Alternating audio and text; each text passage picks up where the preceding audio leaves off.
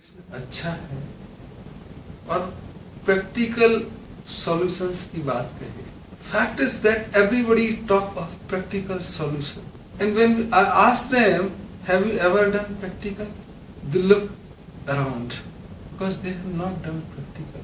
Practical suggests that there is some goal, then you make some hypothesis, then you experiment, and then the result comes.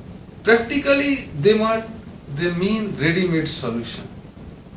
कुछ जादू हो जाए ऐसा वो सोचते हैं, उसी को वो प्रैक्टिकल सॉल्यूशन बोलते हैं. अगर आप महानगरों में जाओगे तो वहां पे प्रैक्टिकल होना मतलब दूसरे को बेवकूफ बनाना है.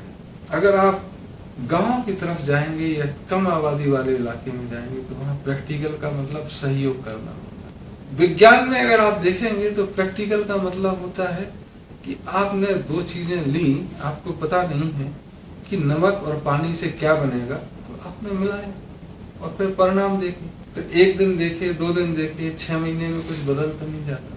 एजिंग टेस्ट देखा उसका कि लंबे समय में क्या परिवर्तन आएंगे. लेकिन दंगे की बात आती है, फैनाटिज्म की बात आती है, तो आप सोचते हैं ऐसा सॉल्यूशन तो बिल्कुल जादू हो जाए, पलक झपकती चीजें हो जाए. तो पलक झपकते अगर समस्याएं नहीं पैदा हुई तो पलक झपकते समाधान कैसे होगा. तो इनमें अगर मोटे तौर पे चीजें देखोगे कि जैसे गांठ लगती है खोलने का तरीका वैसा ही होता है. नॉट जैसे बांधते हो, खोलने का तरीका उसके रिवर्स जाता है. अगर नॉट बारीक है, गांठ बारीक है, तो देखोगे कि बहुत मेहनत लगती है खोलने में. तो चूंकि जितने भी दंगे होते हैं भारत में और तथाकथित उन देशों में जहां बहुसंख्य संप्रदाय एक दूसरे के आसपास रहते हैं, चूंकि वो एक ही वाइब्रेशन से होते हैं, तो एक को गुस्सा आती है तो दूसरे को गुस्सा आती है, एक को प्यार आता है तो दूसरे को प्यार आता है. तो सेम वेवलेंथ पे वो वाइब्रेट करते हैं, एक ही स्पंदन से स्पंदन होते हैं. तो जैसे मुसलमानों को गुस्सा आया तो हिंदुओं को भी गुस्सा आएगा. एक डर जाए वो अलग है, लेकिन गुस्सा जरूर आएगा, तो दंगे होंगे. अब गांठ कहाँ से बनती है ये देखना है. तो गांठ खोजने का काम हमको करना. अलग अलग लोगों के लिए अलग अलग गांठें हो सकती हैं. कई गांठ 100 साल पुरानी, 200 साल पुरानी, 500 साल पुरानी भी हो सकती है. उस नॉट की तरफ हमको जाने का साहस करना. और ऐसा भी नहीं है कि हम धागा खींच दें तो टूट जाए.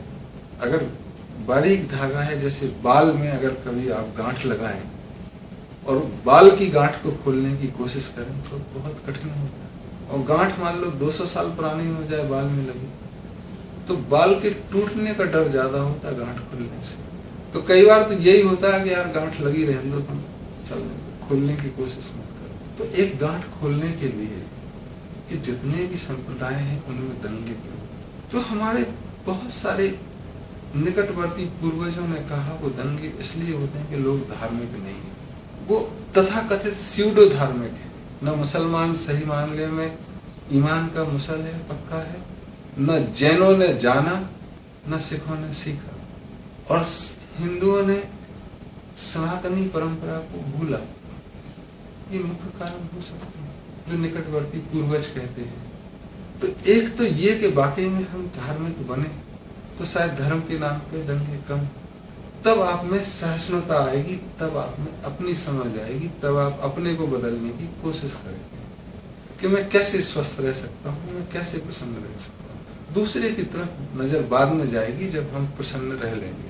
तो जब अपने पे ही नजर है तो झगड़े का मतलब नहीं है. दूसरा जो पहलू है प्रैक्टिकलिटी का कि आज क्या सॉल्यूशन हो सकता है, तो हम पहले जो परिवर्तन कर सकता है वो शिक्षा कर सकती है.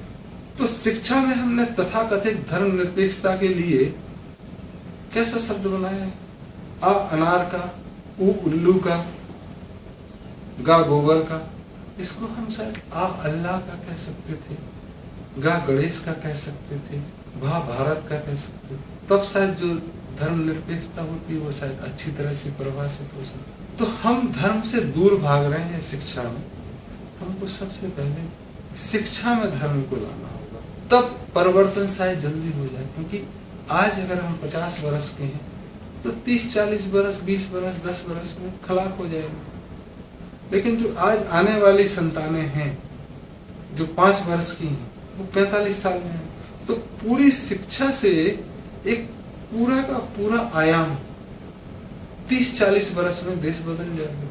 आज जो है वो रहेंगे नहीं, और जो कल शिक्षा दोगे वो नए आएंगे, तो वो पूरा का पूरा देश 40 साल में नया हो जाएगा। तो शिक्षा के क्षेत्र में हमको धार्मिकता लानी होगी, धर्म निर्देश आधार वहां से चलना चाहिए, आधार को आधारहीन बनाने का कोई मतलब नहीं। तीसरा, राजनीति में जो परिवर्तन लाने होंगे वो पहले चीज कि धर्म के नाम पे या संप्रदाय के नाम पे जो पार्टियां बन रही हैं उसको आप आगे ना बढ़ाएं। तो रजिस्ट्रेशन से ही मुस्लिम लीग और हिंदू महासभा को बाहर होना चाहिए। ऐसे कोई दल मतलब ही नहीं है जो संप्रदाय के नाम पे बने, क्योंकि वो करेंगे ही करेंगे, दंगा करेंगे या करने की कोशिश करेंगे जिससे उनको जल्दी सरकार मिले। चौथा चीज, इकोनॉमिक। अगर अर्थ में देखें तो कहाँ है, तो तुम देखोगे कि लोग इस मामले में पूरी तरह से पूंजीवाद है। जब दंगे होते हैं तो जो मरते हैं वो गरीब लोग ही मरते हैं ज्यादा, और दंगे कराते हैं वो जो तथाकथित अमीर है उसको पैसा देते हैं, हथियार देते हैं। तो आपको जो न्यूनतम और अधिकतम मेहनताना है उसमें अंतर कम करना, तो मोहताजी नहीं होगी कि वो बड़े की बात माने, कम से कम पेट तो भर रहा। धार्मिक हो गया, आर्थिक हो गया, राजनीतिक हो गया, अब सामाजिक में क्या परिवर्तन। ये जरूरी है कि हम समाज में अगर परिवर्तन लाना है तो विभिन्न धर्मों के लोगों को आपस में विचार विमर्श करते रहना, और अपनी अच्छी चीजें दूसरों को दें और दूसरों की अच्छी चीजें खुद दें। तब जाके समाज में एक दूसरे के प्रति सम्मान बढ़ेगा। अगर हम कहें कि क्रिश्चियन समाज में ठंडे प्रदेशों के लिए बहुत अच्छी नीतियां हैं, तो जहां जहां ठंडा इलाका है उनकी चीजें माने, जीवन के रहन सहन की उनकी चीजें माने। लेकिन रेगिस्तान में अगर रेगिस्तान से कोई धर्म आया है तो वहां की चीजें माने। अगर इजराइल ने ड्रिप इरिगेशन पैदा किया है तो आप खेती में उसको यहाँ भी लाएं। अगर पूजा पद्धति कोई ज्यूस की है जो अच्छी है तो आप यहाँ भी ला सकते हैं। तो समाज में वार्तालाप का बढ़ोतरी जरूरी है। ये 4 तरह से अगर हम करेंगे तो जो आपने समस्याएं बताई उससे जल्दी ही निजात पाया जा सकता, और प्रयोग तो करने ही होंगे तभी उसके समाधान में। तो practical solution indicates that you must do practical, not simply sit idle and think for a solution. We have to prepare ourselves that we enter into practical. It's not necessary the result will always be positive. At least we will know that this will not work out.